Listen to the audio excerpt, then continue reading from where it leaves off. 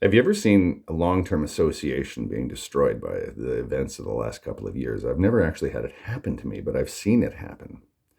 And it's interesting to watch from the outside. Two people who may have known each other all their lives and may even love each other fall out over, say, masks or QAnon or the media or anything like this, right? Something having to do with the events of the last couple of years. And these people would never have fallen out if this hadn't happened, right?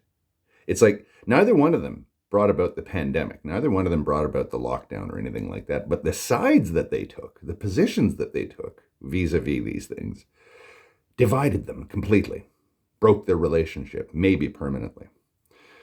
It's interesting to look at that from an outside perspective because you can almost see that this sort of spirit of fear and distrust has entered into them, right? This idea that, ooh, you're talking like one of them. Are you one of them? It's like, are you one of these anti vaxxers or are you one of these, I don't know, apologists for the New World Order? Each one is suspicious of the other one, right? And it's interesting that these people probably never, they're probably thinking, I never knew that you were like this. You know, the old stupid cliche, I don't know you anymore, that your mother used when she was trying to guilt you. Well, in many cases, this is true, I think, even though it is an overused cliche. I don't know you anymore. But ask yourself this.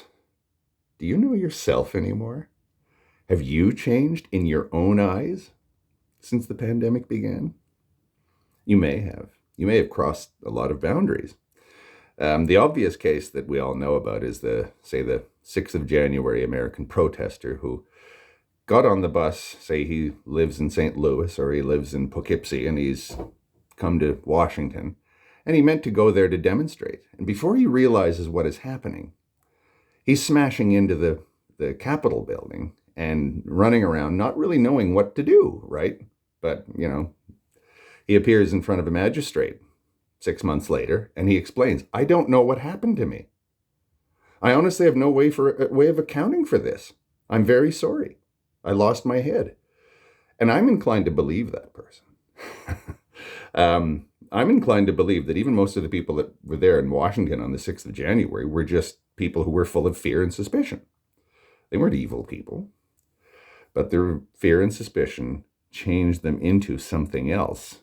And the fact that they're now in court, the fact that they're now on the national news has forced them to look at themselves and say, what has happened to me? That's healthy, if you ask me. And I'm not picking on the faction that I don't agree with, because I'm sure that there are a few people who pulled down statues who went, God, what have I done? Like, that's not my view of making the world a better place. But, I was under lockdown. I felt like I had to do something, right? Had to let off some of this steam. What has happened to me? You can't change how the other person is. You can change what you are. um, and I'm definitely of the line of thinking that it's never too late to change. Um, and it's interesting when you're forced to change, or when you are forcibly changed, i.e., you start doing things you wouldn't normally do.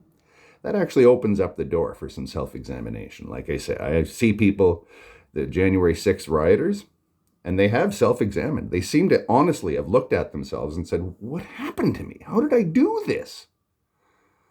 And maybe they're better people for it. I think you can grow from just about anything.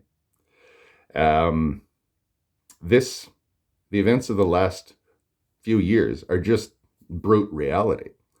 What we make of those events, what we use those events for in our own lives, are up to us.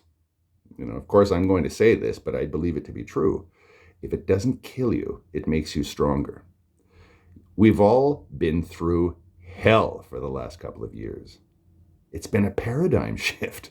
That's enough to drive people over the edge, a paradigm shift, especially a forcible, sudden paradigm shift that affects the entire world. That's just the facts of life. That's just the brute reality that we live in. What you do with that is up to you. You can change yourself. You can't change others. Just a thought. Choose life.